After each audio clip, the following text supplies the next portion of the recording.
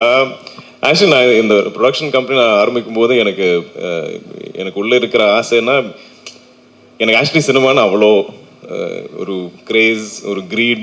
ஆனால் என்னால் இவ்வளோ படங்கள் தான் நடிக்க முடியும். நான் ஒரு வருஷத்தில் எவ்வளோ புஷ் பண்ணாலும் ஒரு 3-4 படம் தான் நடிக்க முடியும்.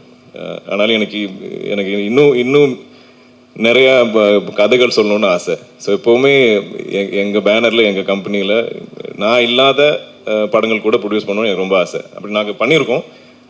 ஆனால் இவ்வளோ பெரிய வெற்றியாக வரல. பட் ஸோ எனக்கு இந்த ஒரு ஐடியா கேட்கும்போது I love the fact. I think எனக்கு ரொம்ப மோஸ்ட் எக்ஸைட்டிங்காக இருந்தது that it's a lady super hero. ஏன்னா அது யாரும் இது வரைக்கும் பண்ணல. ஸோ அதுவே எனக்கு ஒரு யூஎஸ்பியாக இருந்தது. இந்த படம் நம்ம மார்க்கெட்டிங்காக இல்லை, ஆனாலும் அதில் ஒரு அட்ராக்ஷன் இருக்குது. நான் இப்போ இவ்வளோ லாங்குவேஜஸில் நான் எப்போவுமே கதை கேட்டுகிட்டே இருக்கேன். அப்போ எங்கெல்லாம் நம்ம ஒரு ஒரிஜினல் ஐடியா கொஞ்சம் யூனிக்கான சப்ஜெக்ட் கண்டுபிடிக்கிறது ரொம்ப கஷ்டம். ஸோ இது கேட்டப்போ நான் இமீடியட்டாக எக்ஸைட்டட் ஆனேன்.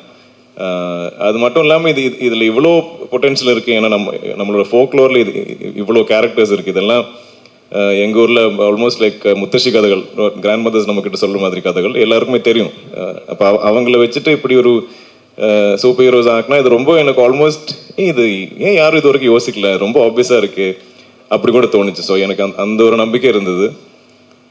தென் இதில் நம்ம குரூப்பில் இந்த டீமில் இருந்த நிறைய பேர், நான் இப்போ நிமிஷ் பங்களானில் ஜேக்ஸ் நிறைய படங்கள் நாங்கள் கொலாபரேட் பண்ணியிருக்கோம். ஸோ எனக்கு அந்த நம்பிக்கை கூட இருந்தது, அவங்க நல்லா கரெக்டாக பண்ணுவாங்க. அண்ட் டாமினிக் நிமிஷ் அவங்களோட வெரி ஸ்ட்ராங் பாண்ட் எனக்கு தெரிஞ்சது. ஸோ எப்போவுமே ஒரு டைரக்டர் டிஓபி பாண்ட் கரெக்டாக இருந்தால் எனக்கு எப்போவுமே அது ஒரு கான்ஃபிடென்ஸ். எல்லா படத்துலையும் அதான் ஒரு மேரேஜ், அதான் ஒரு அப்பா அம்மா மாதிரி ஒரு படத்தில். ஸோ அவங்க பக்காவாக இருந்தாங்க, ஸ்ட்ராங்காக இருந்தாங்க.